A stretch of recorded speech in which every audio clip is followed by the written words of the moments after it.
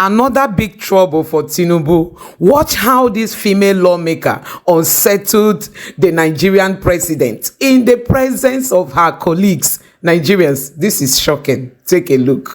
The democracy is government of the people, for the people, by the people. And it should actually change the lives of our people. We are representing our people. Our people are hungry back home. For me, to be honest with you, Mr. Speaker, there is nothing to celebrate. So guys, these are the kind of people we want. People who can speak for the ordinary man. People who can represent us well without fear nor favor. You could see how the deputy speaker tried to shun her down and tried to confuse her. This woman knew what she was talking about. This woman went directly to the point. This woman spoke for the Nigerian people whose voices cannot be heard by these our leaders. But you could see how they tried to shun her down. Let me allow you to take a full look at this video. Take a look. Democracy is also a process where you give other people a chance to speak. And we're celebrating 25 years of independence. 25 years of unbroken democratic system. And for me, this celebration is coming to me with so much mixed feelings. Because Nigerians are all watching us. Nigerians are listening to us. Those people we are representing are listening to us. How much of this democracy, unbroken democracy that we are celebrating today, how has it translated to, unbroken food security? How has it transformed into unbroken security in the nation? How has it transformed into unbroken access to education, access to healthcare? And we're talking about celebration of democracy. The democracy is government of the people, for the people, by the people. And it should actually change the lives of our people. We are representing our people. Our people are hungry back home. For me, to be honest with you, Mr. Speaker, there is nothing to celebrate. Oh, we are saying we should not celebrate we should democracy. be looking at celebrating food security. We should be looking at celebrating access to healthcare. So we should be looking at celebrating. There are a lot of things to celebrate. We know that we have had unbroken. Excuse me, please. I need to be protected. I need to be protected, Mr. Speaker. You are protected, but democracy is what is protecting you. So democracy has given you that place you are standing. We have on this floor. To be a parliamentarian, it's democracy that gave you that platform. Are you saying you are not celebrating it? How has it impacted? We need it to move a step further. We need it to move a step further. If I am here and it has brought me here, how has it impacted my own people? That's what I'm talking about, Mr. Okay, Speaker. thank you very much. So please, thank you. We are celebrating, I am celebrating, but we should be okay, you are celebrating it now. Implement what we have been doing here. Okay, thank you. So you are celebrating it now. Thank you. Thank you. Honorable colleagues, democracy. That's the last words countered her first word, because democracy gave her the platform to be able to address this issue, and to say she is not celebrating it is what's better. This is a primary school and even a junior secondary school in one of the states in northeast Nigeria. Okay, it may interest you to know that this is the GS1 class. Am I right? Yes. This is GS1 class, and then this is what? Primary what? This is primary 4 and 5. Please come close. Let us see the building. Let us see the board. This is primary 4 and 5, and then we will go to the other classes. Please let us see the building. This is what they have as building, and then we have primary 3 and 4 here. This is primary 3 and 4. We have the primary 1 here. My fellow Lagosians, good morning. Today, the 29th of May 2023, marks 1 year since the government has been sworn in. During the swearing-in of Bola Ahmed Tinubu, he declared subsidy removed, with no specific strategies to manage this huge declaration. This sudden announcement skyrocketed the price of fuel and also the cost of goods and services across every sector. This led to various announcements of palliatives, with over 500 billion naira budgeted to be able to reduce this hardship on the people. These funds were neither spent transparently, and coincidentally, the people that have been put in charge to manage humanitarian affairs, to tackle multidimensional poverty that Nigerians are faced with, were also indicted for corruption. It's very unfortunate that in the last 12 months, Nigerians have endured the most regressive and incompetent civilian administration this country has ever witnessed. Most children are going to bed hungry because food inflation is currently at 40%. The price of cooking gas has risen by 41%. And close to 1,000 local manufacturing businesses have shut down, with at least 7 multinational having exited the country, the latest being Microsoft. Now the question is, how will the Nigerian citizens survive when the price of diesel is up by 58%, electricity is up by nearly 100%, petrol by 192%? Higher taxes and insecurity is what Lagosians, Nigerians are having to deal with. Intercity transportation is up by 49% and interstate transportation is up by 78%. This means that in our country, with 35,000 naira as the minimum wage, we can't afford to buy a full tank of fuel or a bag of rice for your day-to-day living. Millions of Nigerians are crumbling under the weight of this government's incompetence. And it's not just businesses that are dying out. Thousands of innocent citizens too are paying the price for this incompetence. In the last 12 months, at least 7,828 people have died from violent attacks with no resolution in sight. And it hurts me to think about the fact that the Nigerians are the ones bearing the brunt of this government's incompetence. Meanwhile, members of this government are spending obscene amounts of money buying foreign cars, renovating their lodges and their residences, budgeting funds for monies that have no business being in the budget, considering the current state of the economy. So I have one question for the leadership of this country right now.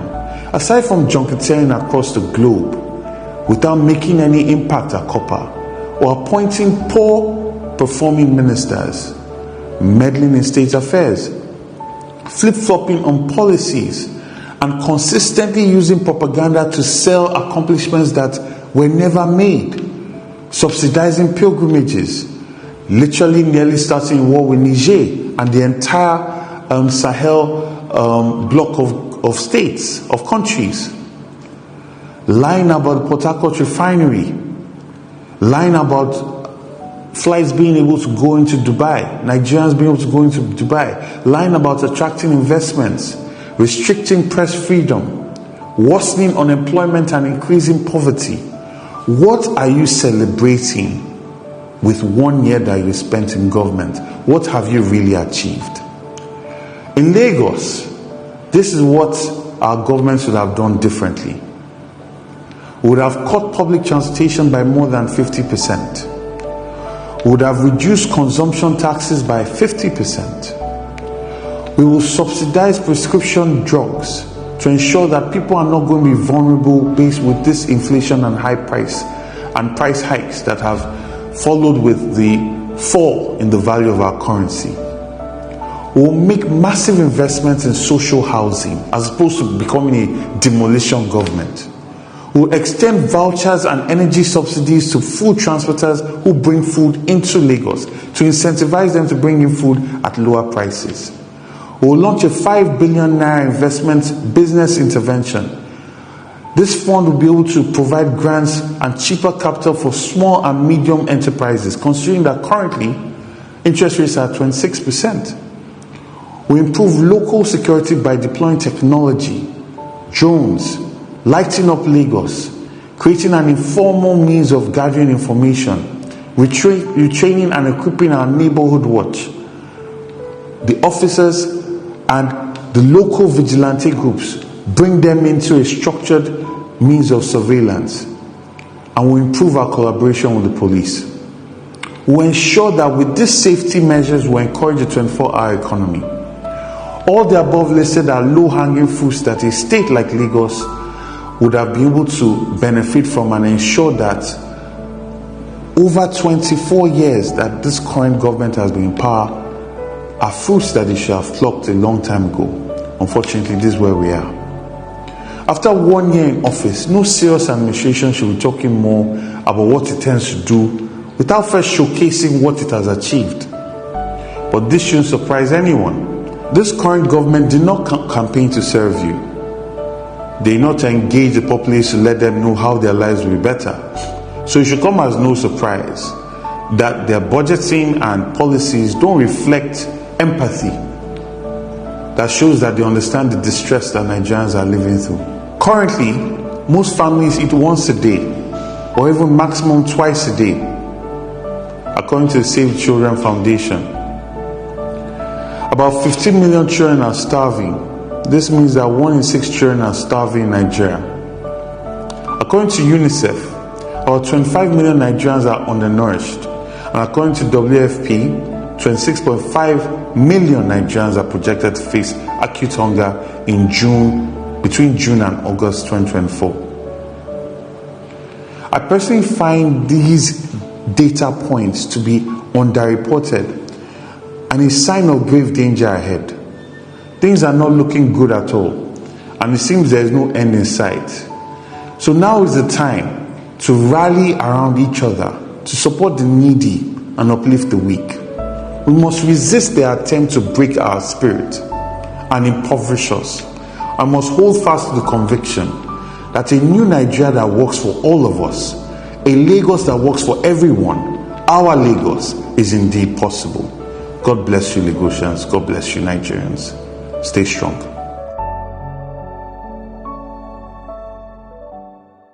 How much of this democracy, unbroken democracy that we are celebrating today, how has it translated to, unbroken food security?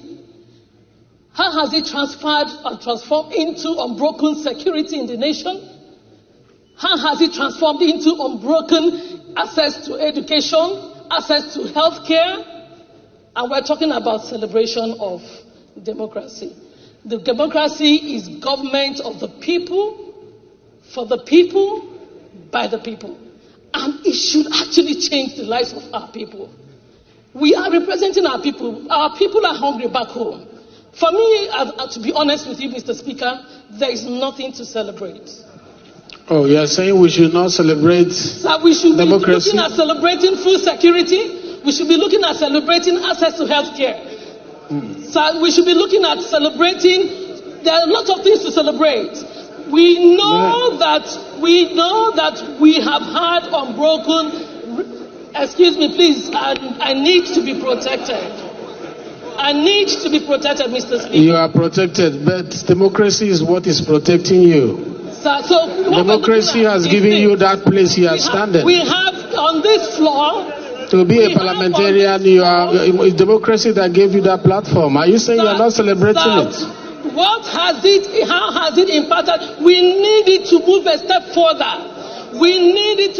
further. So guys, this is Professor Obi, a Labour Party lawmaker who is representing Awka North and Awka South Federal Constituency. So guys, you have seen it, these people, they don't mean well for the Nigerian people. You saw how the deputy speaker tried to, shun that woman down because he doesn't want her to, to expose the rottenness of their leadership style that is focused only on the elite. Only the elite, the super elite, they are the ones enjoying the money that is meant for the ordinary masses in Nigeria. It is only in Africa I've seen this kind of leadership where only politicians enjoy the wealth of the country, go to other places.